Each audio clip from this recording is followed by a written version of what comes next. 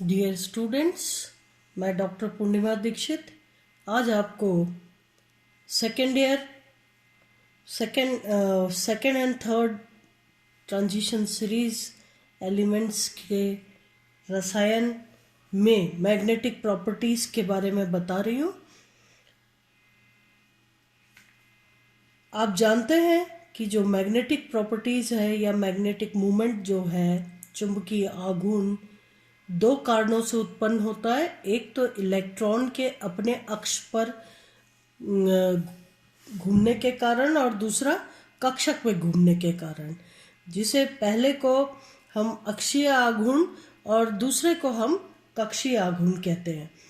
जब हम first transition series elements की बात करते हैं तो जब संकुल बनते हैं तो कक्षीय आघूर्ण जो है बहुत सारा, या कक्षीय गति के कारण जो चुंबकीय आघूर्ण उत्पन्न होता है वो लिगेंड के आघूर्ण के साथ संतुलित हो जाता है या उसका शमन हो जाता है। तो प्रथम संक्रमण श्रृंखला में जब भी हम चुंबकीय आघूर्ण का मान निकालते हैं, जिसको कि हम म्यू से प्रेजेंट करते हैं, और जिस की जो यूनिट है वो बोहर्स मैग्नेटॉन में होती है, और इस तरीके से जब प्रथम संक्रमण श्रृंखला तत्वों के लिए हम चुंबकीय आघूर्ण का मान कैलकुलेट करते हैं तो चूंकि केवल अक्षीय चुंबकीय आघूर्ण का योगदान होता है, इसलिए हम चक्रण मात्र सूत्र के द्वारा म्यू का मान या चुंबकीय आघूर्ण का मान कैलकुलेट करते हैं। तो जहां मैग्नेटिक प्रॉपर्टीज में अक्षीय के साथ कक्षीय योगदान को भी गिना जाता है, को भी सम्मिलित किया जाता है, लेकिन प्रथम संक्रमण श्रृंखला में अक्षीय चक्रण, केवल अक्षीय चक्रण या उसके अक्ष पर घूमने के कारण उत्पन्न चुंबकीय आघूर्ण को कंसीडर किया जाता है। जो कक्षीय आघूर्ण है वो लिगेंड के कक्षीय आघूर्ण के साथ उसका शमन हो जाता है। इस तरीके से हम L+1, क्योंकि L = 0 है तो केवल 4s+1 फॉर्मूले से चुंबकीय आघूर्ण का मान निकालते हैं, और μs या स्पिन ओनली फॉर्मूला, चक्रण मात्र सूत्र जो है निकल करके आता है μ=√n+2। यहाँ पर n जो है अयुग्मित इलेक्ट्रॉन की संख्या होती है, क्योंकि जो संक्रमण तत्व हैं वो उनमें अयुग्मित इलेक्ट्रॉन्स पाए जाते हैं, और अयुग्मित इलेक्ट्रॉन की उपस्थिति में ही म्यू का मान आएगा। अगर सारे के सारे युग्मित इलेक्ट्रॉन है तो म्यू का मान 0 हो जाएगा। ये आप पहले भी पढ़ चुके हैं। तो ये अगर प्रथम संक्रमण श्रृंखला है तो उसमें चुंबकीय आघूर्ण का मान μ=√n+2, जहाँ पर n जो है अयुग्मित इलेक्ट्रॉन की संख्या है, के द्वारा निकाला जाता है। जबकि अगर द्वितीय और तृतीय संक्रमण श्रृंखला के केस में उनमें देखें तो वहाँ पर L+1 का भी योगदान होता है, यानी चक्रण के साथ साथ कक्षीय चुंबकीय आघूर्ण का भी मान होता है, जिसको कि नगण्य नहीं माना जा सकता। और ऐसी कंडीशन में जो म्यू का मान निकालते हैं वो द्वितीय और तृतीय संक्रमण श्रृंखलाओं के लिए म्यू का मान μ=g√j+1। जी क्या है? लैंडेज स्प्लिटिंग फैक्टर है, और जे जो है total angular momentum quantum number, यानी जो s+1 प्लस L+1 की सहायता से निकाली गई है कुल एंगुलर मोमेंटम, कोणीय संवेग, कुल कोणीय संवेग क्वांटम संख्या J है। ठीक है। अब जब भी संकुल बनते हैं, ठीक है, जब भी संकुल बनते हैं और लिगेंड धातु आयन के पास आते हैं तो लिगेंड के पास आने के कारण इनमें कुछ प्रतिकर्षण होता है। एक अगर सिंपल आयन के केस में देखें, साधारण आयन के केस में देखें तो साधारण आयन के पांचों डी कक्षक समान होते हैं, समभ्रांश होते हैं, यानी एक ही बराबर की ऊर्जा के होते हैं। किसी भी धनायन के केस में जो 5 डी कक्षक होते हैं वो समभ्रांश होते हैं। लेकिन जब लिगेंड पास आता है, यदि हम कंसीडर करें अष्टफलकीय संकुल के केस में, तो आप जानते हैं अष्टफलकीय संकुल या ऑक्टाहेड्रल कॉम्प्लेक्स के केस में अगर हम देखें तो कोऑर्डिनेशन नंबर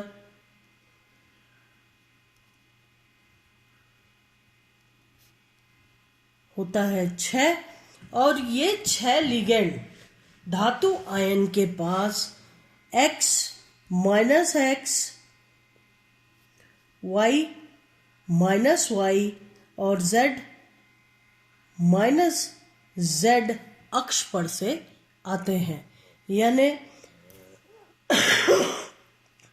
अगर इस तरीके से देखा जाए, x अक्ष, y अक्ष और z अक्ष को देखा जाए तो ये 6 ligand x minus X, y minus Y, z minus z अक्षों पर से धातु आयन के पास आ करके और यौगिक बनाते हैं, संकुल बनाते हैं।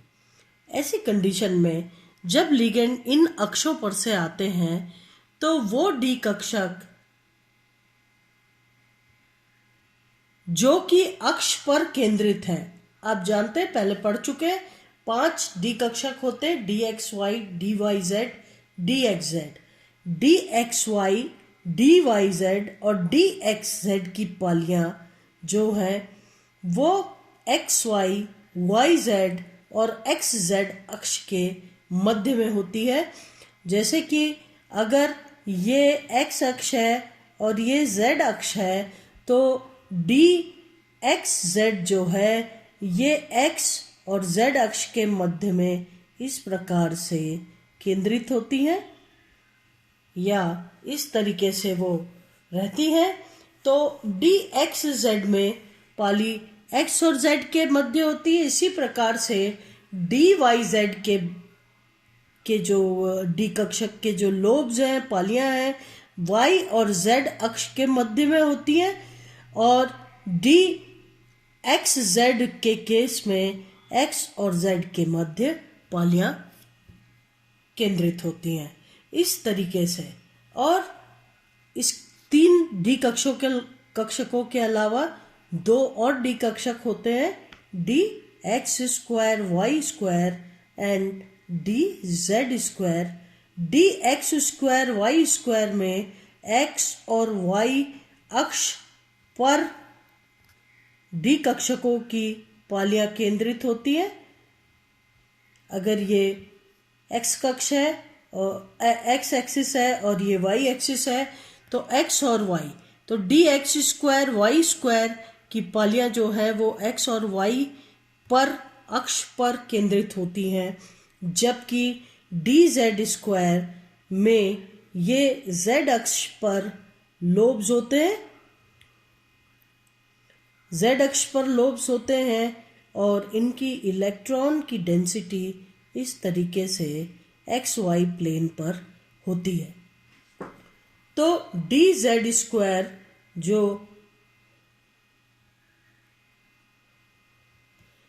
कक्षक हैं वो उनकी पालियां जेड अक्ष पर केंद्रित होती हैं, जबकि इलेक्ट्रॉन की जो डेंसिटी है वो एक्स वाई प्लेन पर होती है। और इस तरीके से ये 3 डी कक्षक कौन कौन से, D X Y, D Y Z और डी एक्स जेड, ये तीनों की पालियां एक्स वाई ये हो गया X Z X Y, D Y Z की पालियां वाई और जेड अक्ष के मध्य में, डी एक्स वाई की पालियां एक्स वाई अक्ष के बीच में, तथा डी एक्स जेड की पालियां एक्स और जेड अक्ष के बीच में इस प्रकार से केंद्रित होती हैं। बचे हुए दो डी कक्षक d x square Y square की जो पालियां हैं वो एक्स अक्ष पर और वाई अक्ष पर केंद्रित होती हैं इस तरीके से। और डी जेड स्क्वायर जो अंतिम डी कक्षक है उसकी पालियां द्विडंबल, ये डंबल शेप का होता है, जबकि बाकी के डी कक्षक द्विडंबल शेप के होते हैं। और डी जेड स्क्वायर में जो पालियां है वो जेड अक्ष पर होती हैं, जबकि इलेक्ट्रॉन की डेंसिटी जो है वो एक्स वाई प्लेन पर होती है। और इस तरीके से जब 6 लिगेंड्स अष्टफलकी संकुल बनते हैं, 6 लिगेंड धातु आयन के पास संकुल बनाने के लिए पास में आते हैं, और ये 6 लिगेंड अक्ष पर से आते हैं x minus X, Y minus Y, Z minus Z. तो क्या होता है कि जो डी कक्षक अक्ष पर केंद्रित हैं, जिनकी की पालियां अक्ष पर केंद्रित हैं, कौन कौन से हो गए, d x square Y square and D Z square. इन डी कक्षकों से लिगेंड्स का प्रतिकर्षण होता है, शीर्षस्थ प्रतिकर्षण होता है, क्योंकि आने वाला लिगेंड एक्स अक्ष पर से आ रहा है, और D x square Y square की पाली एक्स अक्ष पर केंद्रित है। ठीक इस तरफ से लिगेंड आ रहा है, ठीक वाई अक्ष पर से लिगेंड आ रहा है, और डी जेड के केस में जेड अक्ष पर से लिगेंड आ रहा है। और इसीलिए हेड टू हेड प्रतिकर्षण, शीर्ष से शीर्ष का प्रतिकर्षण हो रहा है और बहुत अधिक प्रतिकर्षण होता है। ऐसी कंडीशन में जो डी कक्षक 5 सम्भ्रांश डी कक्षक होते हैं वो 2 ऊर्जा स्तरों पर विभाजित हो जाते हैं। चूंकि D x square Y square और डी जेड स्क्वायर से अधिक प्रतिकर्षण होता है, इसलिए ये उच्च ऊर्जा स्तर पर चले जाते हैं। कौन कौन से, D x square Y square and D Z square, और इन्हें हम कहते हैं ईजी कक्षक। तो इस प्रकार से उच्च ऊर्जा के 2 ईजी कक्षक और निम्न ऊर्जा के 3 T2G कक्षकों में 5 सम्भ्रांश डी कक्षक विभाजित हो जाते हैं।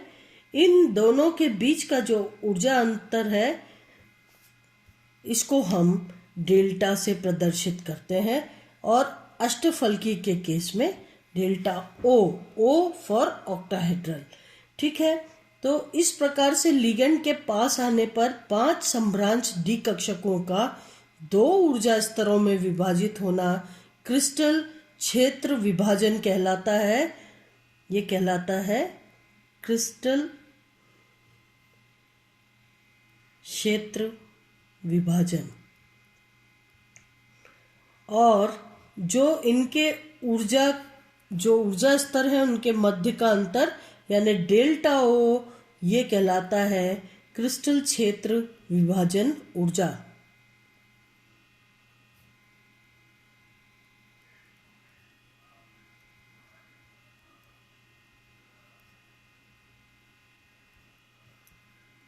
ठीक है, अब जब भी इलेक्ट्रॉन भरेंगे इनमें तो एक इलेक्ट्रॉन निम्न ऊर्जा स्तर पर आएगा, फिर उसके पश्चात दूसरा इलेक्ट्रॉन निम्न ऊर्जा स्तर पर आएगा या ऊपर चला जाएगा। ये इस बात पर आधारित होता है कि जब यहाँ पर इलेक्ट्रॉन आएगा तो इन दोनों की पेयरिंग हो जाएगी, और उस केस में पेयरिंग एनर्जी यानी पी या पाई क्या होगा। दूसरी बात है, अगर इलेक्ट्रॉन यहाँ न आकर के इस डेल्टा ओ ऊर्जा को पार करके उच्च ऊर्जा स्तर पर चले जाए तो उसके लिए उसको डेल्टा ओ ऊर्जा की आवश्यकता होगी। अगर पेयरिंग एनर्जी या युग्मन ऊर्जा का मान ज्यादा होगा किससे? डेल्टा ओ से।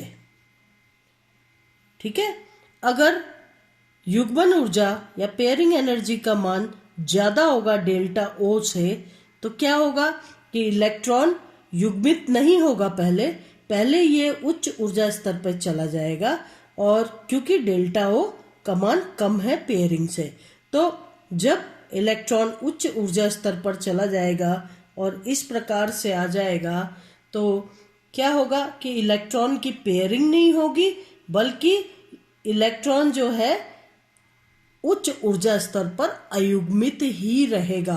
अगर इलेक्ट्रॉन अयुग्मित ही रह रहा है तो उसके म्यू का मान अधिक हो जाएगा या चुंबकीय आघूर्ण का मान अधिक हो जाएगा, और ऐसी कंडीशन में उच्च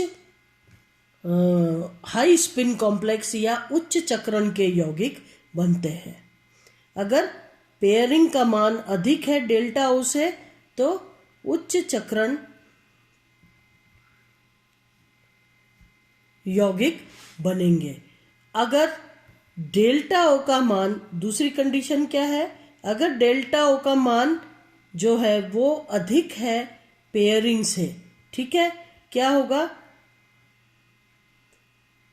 पाई या P is less than delta O. अगर डेल्टा ओ का मान पेयरिंग से कम है, डेल्टा ओ का मान पेयरिंग से अधिक है, यानी यहां क्या हो गया, pairing is less than delta O, pairing जो है कम है किससे? डेल्टा ओ से। तो ऐसी कंडीशन में पहले पेयरिंग होगी, तब इलेक्ट्रॉन उच्च ऊर्जा स्तर पर जाएगा, और इस तरीके से यदि हम देखें तो क्या स्थिति हो जाएगी, ये Eg कक्षक, ये T2G कक्षक, तो ये 3 T2G कक्षक है, ये 2 Eg कक्षक है। अगर यहाँ पर हम देख रहे हैं कि पाई का मान जो है कम है डेल्टा ओ से, तो ऐसी कंडीशन में 1, 2, 3 इलेक्ट्रॉन आने के बाद, चूंकि डेल्टा ओ का मान से पेयरिंग का मान कम है, तो पहले पेयरिंग हो जाएगी, और इस तरीके से चौथा इलेक्ट्रॉन T2G कक्षक में आ जाएगा, और ऐसी कंडीशन में इलेक्ट्रॉन्स की पेयरिंग शुरू हो जाएगी और म्यू का मान वहीं पे रुक जाएगा या कम होने लग जाएगा। और ऐसे जब संकुल बनते हैं तो हम इन्हें कहते हैं निम्न चक्रण।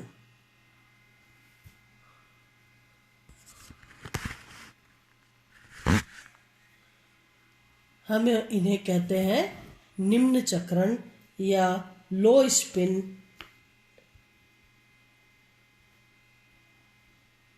निम्न चक्रण यौगिक या लो स्पिन। इसका मतलब क्या हुआ, अगर ये स्थिति है जहां पर कि डेल्टा ओ का मान कम है, विभाजन ऊर्जा का मान कम है बजाय पेयरिंग के, तो ऐसी कंडीशन में इलेक्ट्रॉन डेल्टा ओ जो कि कम ऊर्जा है पार करके ऊपर चला जाएगा, उच्च चक्रण के यौगिक बनाएगा, और चूंकि नंबर ऑफ अनपेयर्ड इलेक्ट्रॉन, अयुग्मित इलेक्ट्रॉन की संख्या बढ़ रही है, म्यू का मान बढ़ेगा। जबकि यदि डेल्टा ओ का मान ज्यादा है बजाय पेयरिंग के, यानी पेयरिंग का मान कम है डेल्टा ओ के, तो डेल्टा ओ ऊर्जा पार करके इलेक्ट्रॉन ऊपर नहीं जाएगा बल्कि यहीं पे युग्मन करेगा, और इस प्रकार से यहाँ पर युग्मन होगा, यानी नंबर ऑफ अनपेयर्ड इलेक्ट्रॉन्स, अयुग्मित इलेक्ट्रॉनों की संख्या कम होगी। तो इस प्रकार से डेल्टा ओ के मान पर निर्भर करता है कि उच्च चक्रण के यौगिक बनेंगे या निम्न चक्रण के यौगिक बनेंगे। अगर निम्न चक्रण के यौगिक बन रहे हैं, इसका मतलब म्यू का मान कम हो रहा है, और अगर उच्च चक्रण के यौगिक बन रहे हैं तो म्यू का मान अधिक हो रहा है। तो इस तरीके से मैग्नेटिक प्रॉपर्टी को किस प्रकार के संकुल बन रहे हैं ये प्रभावित करता है। अगर उच्च चक्रण के संकुल बन रहे हैं, म्यू का मान बढ़ेगा, और निम्न चक्रण के संकुल बन रहे हैं तो म्यू का मान घटेगा। नंबर ऑफ अनपेयर्ड इलेक्ट्रॉन्स की संख्या कम होगी। अगर हम इसके स्पेक्ट्रा को देखें तो चूंकि डी कक्षकों का विभिन्न ऊर्जा स्तरों में विभाजन हो रहा है, तो यदि डेल्टा ओ का मान अधिक होगा, यानी डेल्टा ओ विभाजन ऊर्जा का मान अधिक होगा, तो उतनी ऊर्जा इलेक्ट्रॉन शोषित करके उच्च ऊर्जा स्तर पर आता है। तो ट्रांजिशन एलिमेंट में डेल्टा ओ का जो भी मान होता है वो दृश्य क्षेत्र में पड़ता है, और इसीलिए डेल्टा ओ का जो भी मान होता है इतनी ऊर्जा के रेडिएशंस को इलेक्ट्रॉन शोषित करके उच्च ऊर्जा स्तर पर जाता है, और जो बची हुई लाइट हमको दिखाई देती है वो उसका पूरक कलर होता है, पूरक रंग होता है, इसलिए हमको यौगिक रंगीन दिखाई देते हैं। अगर डेल्टा ओ का मान अधिक है तो रेडिएशन भी अधिक ऊर्जा के लिए जाएंगे, अधिक फ्रीक्वेंसी के लिए जाएंगे। यदि डेल्टा ओ का मान कम है तो कम ऊर्जा के रेडिएशंस अवशोषित कर इलेक्ट्रॉन एक स्तर से दूसरे ऊर्जा स्तर पर जाता है। क्योंकि वो एक डी ऊर्जा स्तर से दूसरे डी ऊर्जा स्तर पर जाता है, इसलिए इसे हम डी संक्रमण या डी ट्रांजिशन कहते हैं। और जिस रेडिएशन की ऊर्जा का, जिस फ्रीक्वेंसी की ऊर्जा का अवशोषण होता है, उसका पूरक कलर हमें उस संकुल के लिए दिखाई देता है। तो यही एक बड़ा कारण है कि संक्रमण तत्व जो है हमें रंगीन दिखाई देते हैं। दूसरी बात यह है कि रंग चार्ज ट्रांसफर स्पेक्ट्रा या आवेश स्थानांतरण स्पेक्ट्रा के कारण भी दिखाई देता है। जहाँ पर कि इलेक्ट्रॉन्स फ्री नहीं होते, वहाँ पर चार्ज ट्रांसफर यानी धातु आयन के आणविक कक्षक से लिगेंड के आणविक कक्षक या इस लिगेंड के आणविक कक्षक से धातु आयन के आणविक कक्षक में इलेक्ट्रॉन्स स्थानांतरित होकर आवेश स्थानांतरण स्पेक्ट्रा देते हैं जो कि गाढ़े रंग के होते हैं। तो आज हम यहीं पे रोकते हैं लेक्चर, और इस नेक्स्ट लेक्चर जो कि स्टीरियो रसायन के बारे में है वो हम अगले लेक्चर में पढ़ेंगे। आज यहीं तक, धन्यवाद।